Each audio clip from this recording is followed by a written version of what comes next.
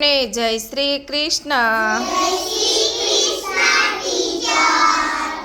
જુઓ તમારી પાસે થાળીમાં શું ભરેલું છે?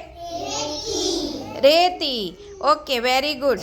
તમારે રેતીમાં હાથની આંગળી વડે હું જે મૂળાક્ષર બોલું તે મૂળાક્ષર લખવાનો છે। સૌથી પહેલાં લખશો, બધાએ સાથે લખવાનો છે। ઓકે, વ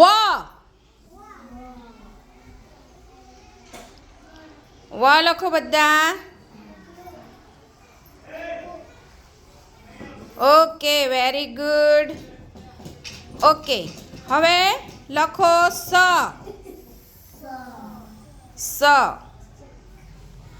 લખો બધા।